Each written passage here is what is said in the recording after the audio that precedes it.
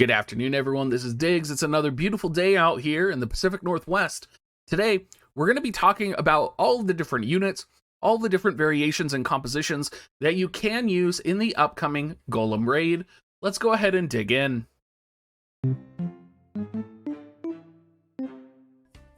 Now, there is a lot of different ways that you can approach this raid. You can approach it from a multi perspective, you can approach it from a solo perspective, an elemental perspective, a magic perspective. There's a lot of ways to go, and I think that Golem is one of those raids that is going to be very easy to clear, and you're going to have an advantage in a lot of situations against him. You just kind of have to make sure your advantage is synced up with your allies in the multi that you're running, or your advantage is synced up with the units that you're running individually. I think we're going to see a lot of holy composition groups, and I think we're going to see a lot of units utilizing holy comps. I think we're also going to see a lot of wind slash comps. I think we'll even see some dark slash comps emerge as well. I think light slash might actually be given a try, but you would really have to have Ramza in order to utilize it fully. Again, though, I think holy comps are going to be pretty dominant, utilizing Little Leela and Ildira and their calculator abilities for holy. I think we're going to see Sakura utilized for her holy ability. We might even see El Shura and Sakura combined, just so that you get both of those mastery abilities. You might see El Sorel for Drain Rush, because, right, you can't chain magic, but you can chain light element. So you're going to be chaining Drain Rush, which is her 3-hit attack, into all of these holies, which will give some significant damage. It would also give you a 50% bonus if you are running solo. We might even see some multi-composition rooms with El Sorel. It's going to be interesting because Golem does have native defense, and Golem does also have a defense buffing ability, giving him a total of potentially 50 defense at level 100. So it's going to be really interesting to see what the end format is going to be that people are going to be like, this is the way, right? I do think El Sorel does actually have at least a chance of pulling through, because she does have some native defense piercing in her kit, which will help make her capable of dealing that damage and bypassing through that defense that Golem does have. It's a lot of defense, it's a lot of slash resistance though. I really think it's just going to be easier to go for holy compositions, and I think people are going to gravitate towards that way. They have units that have holy that make them viable, right? You can utilize Ayaka with holy. I think Kilfei with holy is going to be seen quite significantly because of her ability to utilize her limit break to lower magic attack resistance, right? So we're going to see a lot of Kilfei. We're potentially going to see even some MR light element units to kind of add that light element magic attack. It'll be interesting. It'll be interesting to see what ends up working. It'll be interesting to see what type of solo compositions get people there. I think, for me personally, I'm going to end up running a wind attack or a holy comp formation, and it'll be really kind of fun to try and balance it out. Now, some tips as I've been going through this and planning for the Golem Raid that I think a lot of people overlook is, of course, going to be Esper stats and Esper substats, and all of those things that come to mind. So that's going to be utilizing Fenrir for Nether Beast Killer, Leviathan for Nether Beast Killer, utilizing Typhon, whether you're using Leela or you're using Howlet or any type of wind unit for that wind attack up, but also utilizing Typhon for Earth Eater, right?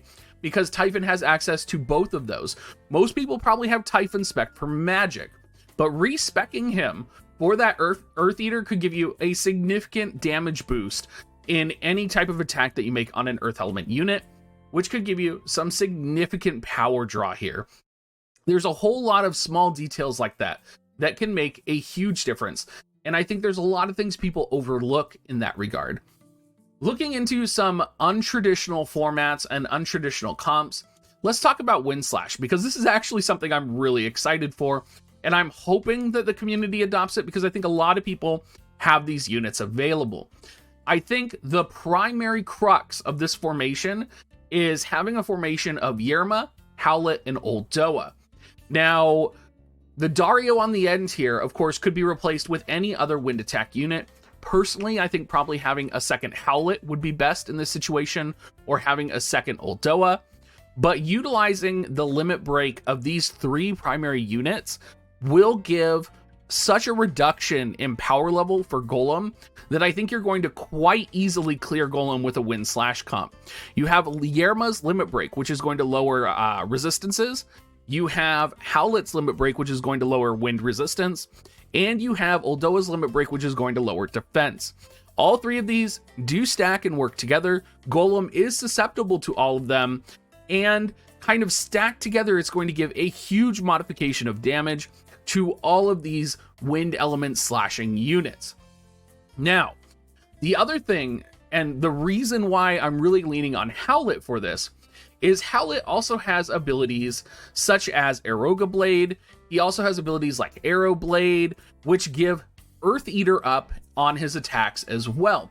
So being able to be given Earth Eater in addition to kind of his, wind element slashing attack to chain with other wind element slash attack users on an enemy that has wind resistance down, slash resistance down, and potentially even defense down so that the defense is mitigated. I mean, that's going to deal a shit ton of damage, and Howlet is already one of the highest magic statted units in the game. And so I just see this vision of slash-based Howlet coming in and just obliterating Golem with Yerma and Uldoa. I think a lot of people have Yerma and Uldoa leveled, and I think a lot of people from the past have utilized Yerma in a raid capacity. I also think they have Uldoa leveled for Uldoa's TMR, and so they could utilize Uldoa as well. Again, I think this would be a fun composition to test out, and I am looking forward to seeing what composition kind of wins out. Dark Slash, of course, is going to be a composition that a lot of people are going to be looking at as well. What's interesting about Dark Slash, and the unit that's not on here right now, or the two units, are of course going to be Gilgamesh potentially, and we also have Kain that's not on here. And Golem is susceptible to slow. Golem is susceptible to steal time. So the question is, are you going to have to steal time, or are you going to have to use slow, right? Are you going to be running in with Kain, using his limit break, and then using Kain's Viking sub, right, to use launch for the rest of the fight to chain slash? Is he going to have the AP for that? Are you going to have to run Dwayne for dark resistance down? These are questions that you're going to have to ask yourself and figure out as you're working with different slash dark compositions. I mean, you never know. You might even just find yourselves running like Dwayne and triple Venera, right? And get that defense down, get that dark resistance down. Next thing you know, people are so used to running dark elemental comps, Golem's dead. It's just one of those things where we really don't know what people are going to settle on. And I think I don't think you're going to see a lot of dark slash multi-rooms, but you're always going to see dark slash multi-rooms because there is always someone out there who wants to clear with dark slash.